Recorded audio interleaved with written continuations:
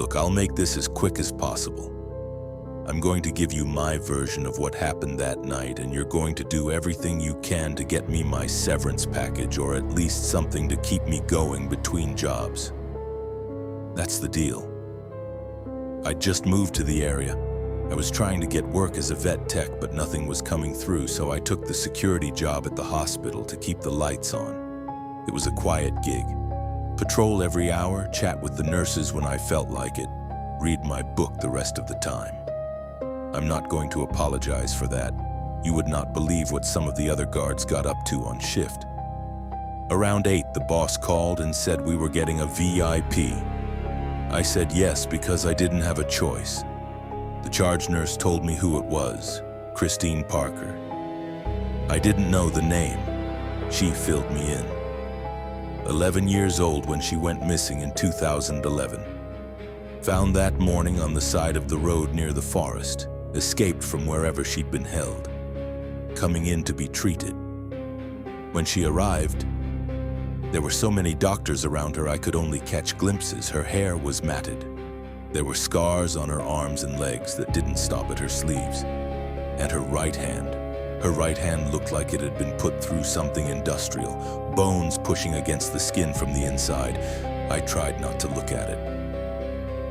Once the nurses finished and everyone cleared out, it was just the two of us. I didn't know what to say. I'm not a talker, but she caught me looking at her hand.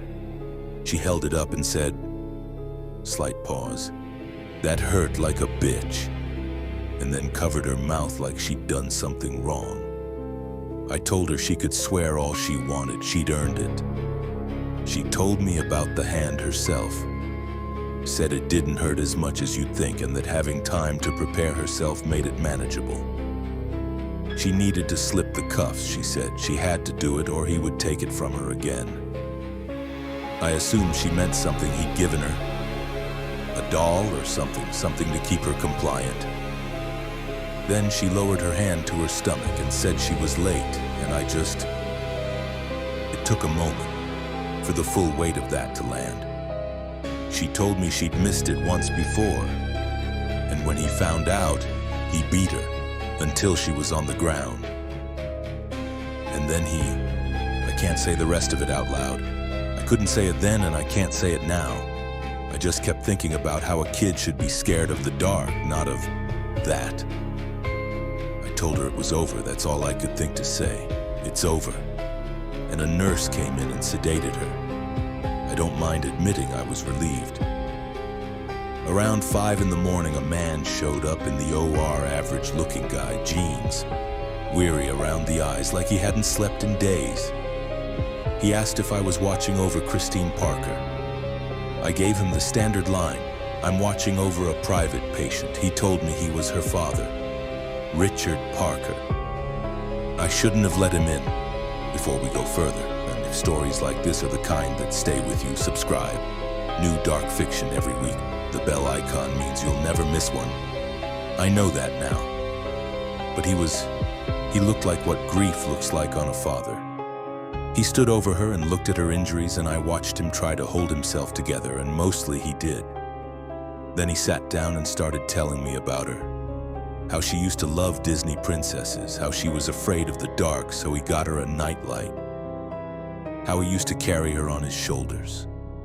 He buried his face in his hands and wept, really wept. I don't have the vocabulary for what that looked like. I sat there with him for about an hour.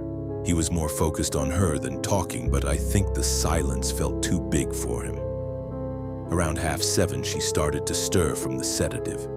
He leaned down, kissed her forehead, whispered something to her, then said he was going to tell his wife she was awake, and he left. My boss came in to relieve me. I told him it had been quiet. Just the father's visit. He looked confused. He told me Christine's parents, Christopher and Regina Parker, were supposed to come in at noon, after the doctors had time to finish treating her, so she'd be ready for the reunion. I ran. I don't think I've ever run like that in my life, dodging nurses, doctors, and I didn't care. I got to the room and Christine was white as the sheets she was sitting on, frozen. The look in her eyes, I can't describe it except to say I have never seen a human face look like that before and hope to never again. I asked her who that was. She whispered it, just whispered. It was him. I asked what he said to her, and she told me. She said he told her that he loved the time they spent together and that they should do it She broke down, and that was when my boss arrived and I was fired, and honestly, I think I deserved it.